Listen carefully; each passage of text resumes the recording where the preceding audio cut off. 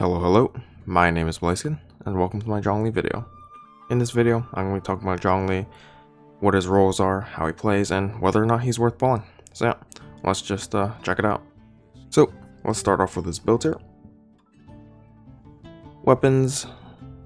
If you have any of the 5-star options, of course, they're all really strong. They just increase his damage, so if you actually want to do damage with this burst, that's pretty important. Staff of Homa is by far his best weapon. Increases his shield strength, it makes his damage extremely high. It's just really good in general, right? Vortex Vanquisher is his quote-unquote weapon, but the shield strength increase doesn't work unless Zhongli is on field, so like, it's kind of not that good in my opinion, so I don't know. Of course the damage is still excellent because it's just a 5-star stat stick, but yeah. Other than that, I mean, Favonius is just really good. If you have Favonius, it's really great on him. He doesn't really need to deal damage, but even Favonius has a decent base attack, so you're still going to be hitting somewhat hard. You know, his HP is what matters more, in my opinion, than his damage. And then, of course, it also gives him a little bit of extra energy generation for your entire team, which is really nice. I'm a big fan of Favonius on Zhong, but yeah. Moving on to artifacts.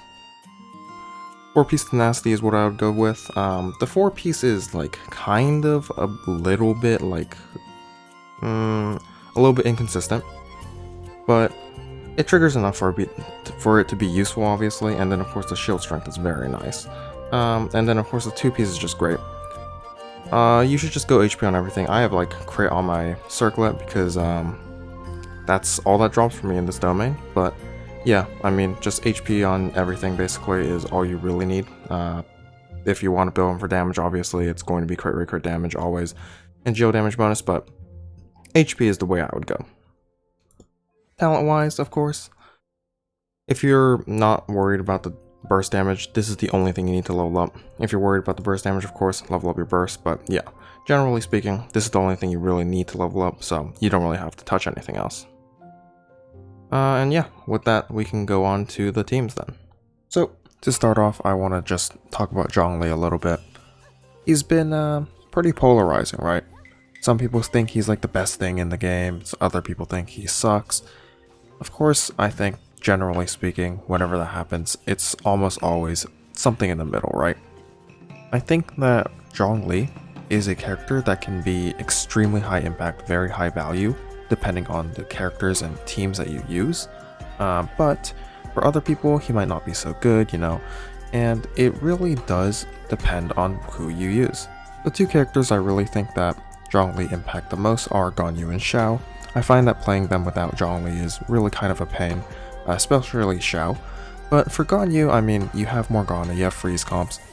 They don't really use Zhongli, right? And of course they don't need Zhongli, but sometimes you can't freeze enemies, those teams have other problems. Zhongli is still a really nice comfort pick for Ganyu. And honestly speaking, out of every single character in the game, Zhongli is the only one who can really make them play that comfortably, right? He has got just such a strong shield, and of course the shield does more than just protect you and stop you from getting interrupted. It also shreds their resistances. It's just very strong in general, right? And yeah, I mean, I think the general rule of thumb for me when it comes to how good Zhongli is that it really requires a character that's either really high commitment, right, like Xiao, and you know, he has a ton of uptime, right, and there's just no healer that can keep him sustained for that long, so Zhongli really allows you to bridge that gap. And for Ganyu, it's a little bit different. It's basically being interruptible, right? If you have a very high commitment combo where if you get interrupted in the middle of it, you just take a massive DPS loss, yeah, it's going to help you out a lot as well, and Ganyu definitely fits the bill there. And to continue on with this, yeah, you do need to invest a little bit into Zhongli, right? Talent and level investment are going to be the most demanding thing. I don't think artifacts are anything crazy. You can just slap HP pieces on him, it's not really a big deal. But talent and level commitment is, you know, it's expensive. But when it comes to guaranteed power like that, right, where you're just farming for talent books, getting some Mora, right, getting your character ascension mats and stuff, I think that's perfectly reasonable, right? And yeah, I mean, other than that, it's nothing else, right? I really don't have any problems investing talent levels and actual character levels, so that's how I feel. If you feel differently, well, then Zhongli might not be the character for you, but I think that when you're really getting into the late game and the end game, I mean, you should be investing into your supports in some way or shape or form, and Zhongli is no exception, right? And I mean, here's the thing, Zhongli doesn't need to deal damage, right? Now, of course, if you're not dealing damage, you shouldn't be popping his burst, right? Because the animation's very long, you're just wasting time, and that could be time on your DPS and stuff, but you don't really need to build him for damage. And if you're doing that, don't drop his burst, don't level his burst, you don't need to do any of that. And of course, that also makes his weapon choices easier, right? If you're not building for damage, you don't need to use these 5-star weapons, you can just use your, 4-star options, whatever it may be, even your 3-star options with black tassel and whatnot. And I mean, it's just not very difficult to build him in terms of weapons. And of course, the thing that I think Zhongli is really fallen prey to is long animation times, right? His animations are very long, which means he takes a ton of time off of your DPS, but honestly speaking, when you're saving damage because, you don't have to worry about them dying or getting interrupted, it's completely worth it. So I think that the downsides are completely justified by the upsides if you're playing the correct DPS that actually benefits from Zhongli. So yeah, that's all I have to say about that. I will go ahead and mention this really quickly. Albedo is definitely being used a lot, and that's because he just pairs very well with Zhongli. If you're building a damage Zhongli and you're using his burst, Albedo is going to be battering for him. If you have constellations on your Albedo, then Zhongli will provide energy for Albedo.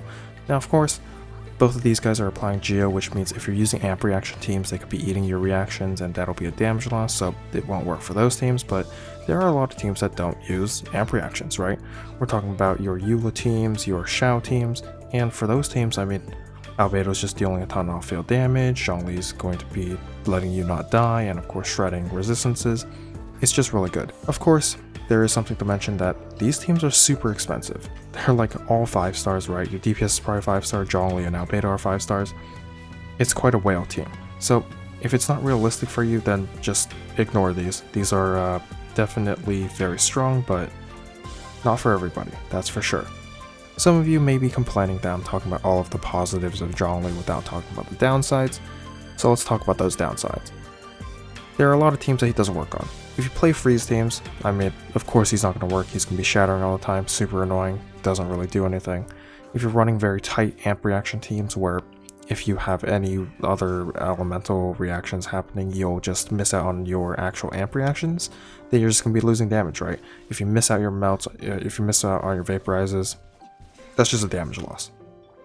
And then of course, the biggest thing I think to definitely pay attention to is that MiHoYo is seemingly creating shield countermeasures, right? We're looking at these bleeding effects, right? We're looking at these rift hounds, and they're going through shields. And of course we could get even more hate for shields, right? Like attacks that completely ignore shields or attacks that break shields. A lot of future implications here. I don't think that the current Rift Town bleeding nonsense is extremely scary, honestly. I don't think it's that relevant. Usually I won't die from them, even if I don't have a healer, and it seems fine generally. But for the future, there could be a lot more shield hate coming, so definitely be careful of that. I mean, I think I've said everything I need to. Zhongli in the right environment is extremely powerful. I think for Xiao, Ganyu, these types of characters, Zhongli is such an amazing pick. He makes it so much more comfortable, so much easier to play. I would almost call him a must pull for that. And yeah, I mean, it's really dependent on your team, right? So do some research, right? Understand what your team is doing, right? What the weaknesses are, if you can put Zhongli in, if he actually helps, whether or not you have high commitment, or you have interruptible combos, or like you have a lot of downtime that you need to bridge and you're not doing amp reactions. Zhongli helps out a lot in all of those spots. So yeah, even if you don't have those now, in the future they could happen, so he's always a nice little thing to have in your back pocket. And regardless, he's always a very comfortable character, right? He makes it super easy to beat content, regardless of the type of team you're running, right? And if you're already clearing floor 12 with 9 stars easily, Zhongli is going to make your life even easier.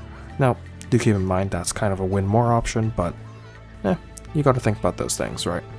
But yeah, with that being said, thank you guys so much for watching this video. Hopefully you enjoyed it. If you did, leave a like, comment down below if you have anything interesting to say. Subscribe to my channel for more Genshin content, and yeah, I'll see you guys next time. Bye.